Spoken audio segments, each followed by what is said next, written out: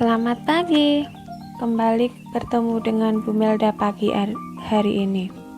Sebelum kalian belajar, kalian berdoa terlebih dahulu ya.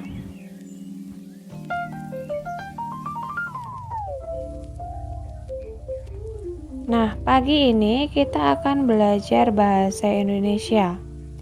Kita akan belajar tentang kalimat tanya.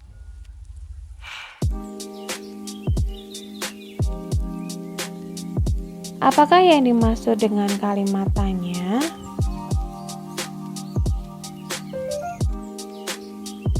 Kalimat tanya merupakan kalimat yang mengandung makna sebuah pertanyaan.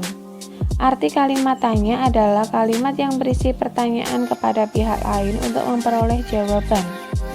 Ciri-ciri kalimat tanya yaitu menggunakan intonasi naik, menggunakan kata tanya, dapat menggunakan partikel tanyakah, seperti apa atau apakah, siapa atau siapakah, kapan atau kapankah, di, ke, dari, mana atau di manakah, mengapa, bagaimana.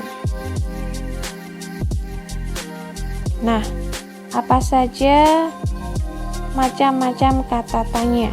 Kita akan bahas satu persatu. Kata tanya terdiri dari apa, siapa, di mana, kapan, bagaimana, mengapa. Kata tanya apa? Kata tanya apa digunakan untuk menanyakan benda, keadaan, atau perbuatan.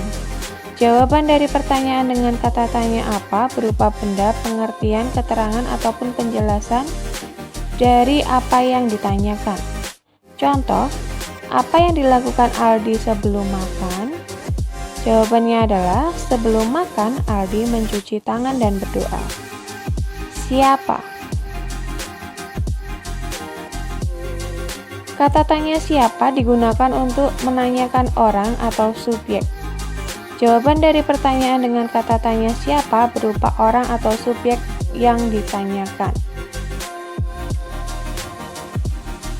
Contoh, siapa yang sedang belajar di kamar? Jawabannya adalah, yang belajar di kamar adalah Dena. Di mana? Kata tanya di mana digunakan untuk menanyakan tempat. Jawaban dari pertanyaan dengan kata tanya di mana berupa nama tempat kejadian yang ditanyakan. Contoh, di mana Alvin membaca buku? Jawabannya adalah, Alvin membaca buku di perpustakaan. Kapan? Kata tanya kapan digunakan untuk menanyakan waktu. Jawaban dari pertanyaan yang dengan kata tanya kapan berupa keterangan waktu kejadian yang ditanyakan. Contoh, kapan Edo berkunjung ke rumah kakeknya? Jawaban, Edo berkunjung ke rumah kakeknya pada hari Minggu. Bagaimana? Kata tanya bagaimana digunakan untuk menanyakan cara atau proses sebuah peristiwa berlangsung, serta untuk menanyakan keadaan atau kejelasan suatu hal. Jawaban dari pertanyaan dengan kata tanya bagaimana berupa keadaan atau kejelasan suatu hal, serta cara atau proses suatu peristiwa berlangsung.